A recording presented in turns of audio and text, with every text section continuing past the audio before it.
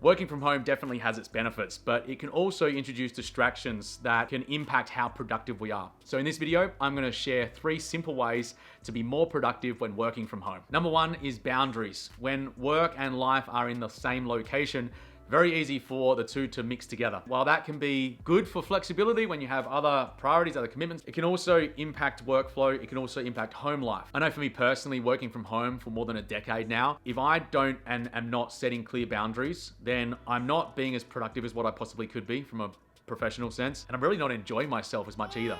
So setting clear boundaries is really, really important. One of the things that I've gotten clients to do is actually get them to do something physical to change the setting, to change the commitment. So if they're finishing up work or they're starting work for the day, they're actually getting out of the house, going for, let's say, a walk or a bike ride. You know, if it's bad weather outside, going for a quick drive around the block. Doing that, it helps to reset. If you're simply just going out of one room and going into the kitchen, for example, going into the living area, or maybe worse, your living area is where you're working. It's definitely happened for me at times when I'm in different locations around the world. That's even more challenging because you're actually in the location that you are working and living. Getting out, doing something physical like that can really help. As you're walking around, when you walk back in, you can even, I've gotten some people to do fun stuff, take off an imaginary hat or an actual physical hat, take it off, put it on the hat rack, and you're walking in and it's playtime or it's work time, whichever it is, whether you're coming home or leaving for. So you now have a way to be able to physically make a change from the commitments that you have when work and life is happening in the same location. You can drive, you can bike, you can walk.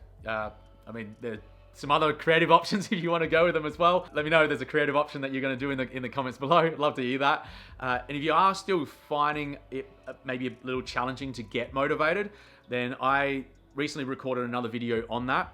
5 ways to get motivated. I'll link to that in this video somewhere, probably up there, I think it is, or over here, wherever it is. I'll make sure I put a link to it in the description below as well. Number 2 is absolutes. These are the things that primarily you're going to be saying no to. They can absolutely be the things that you're going to be saying yes to as well. I find that there's usually a number of these the things that you're going to be not doing, which allows you to open up to the things that you are going to be doing. For example, an absolute could be no TV being turned on during work hours. An absolute could be no social media during these specific times. Doing so ahead of time means that the decision's already been made, which it means that it's one less decision that has to be made during the day. It allows you to be more focused, more productive, and have more capacity to be making decisions that are important decisions to be making rather than making decisions that you could have already made before you started working for the day. Same goes on the personal side. It could be no technology in the bedroom. It could be no work during these specific hours or after a specific hour. Doing so means it's one less decision that needs to be made during the day, allowing you more time to be able to focus on the things that really matter. Now, if you're getting value out of this video so far, go ahead and smash that like button and subscribe for future videos like this.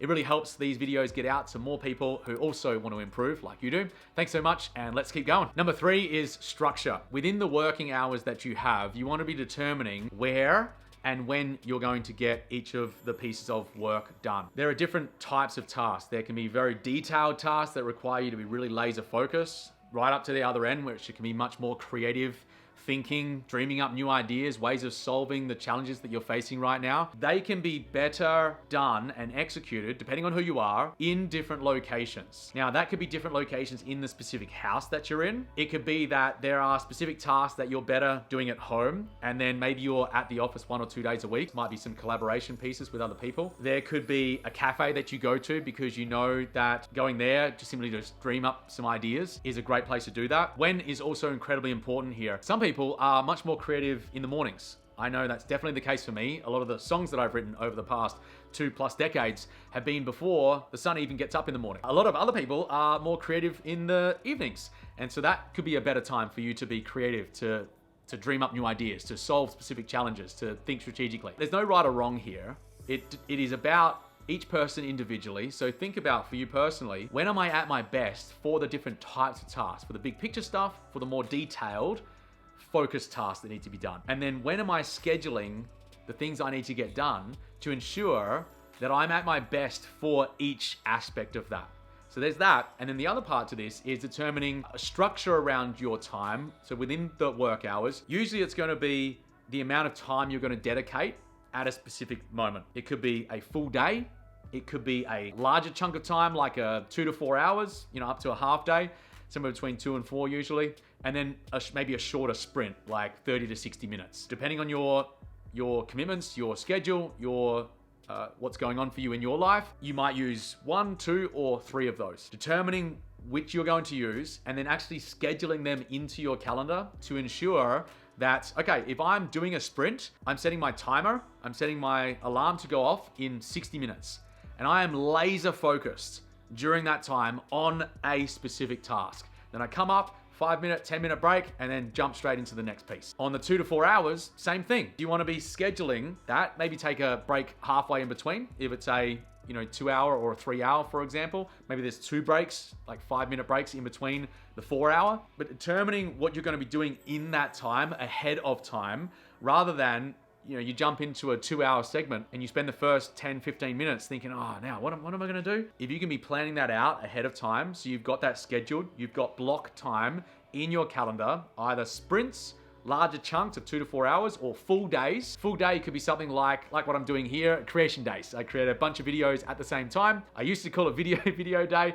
I found creation days to be much more creative, right? And much more enjoyable. So that's just another little tip there as well. Call the pieces of time that you're scheduling into your calendar something that you're actually looking forward to. For me, it was, I got to record videos versus, I get to create stuff. Amazing. So schedule that into your calendar. By doing so, again, it's removing any decisions that you have to make, knowing that what you're doing is what's going to get you the results that you're aiming to achieve for that day, that week, that month, that quarter, that year. What other tips do you have that have helped you be much more productive when working from home? Post them in the comments below, and I'll see you in the next video.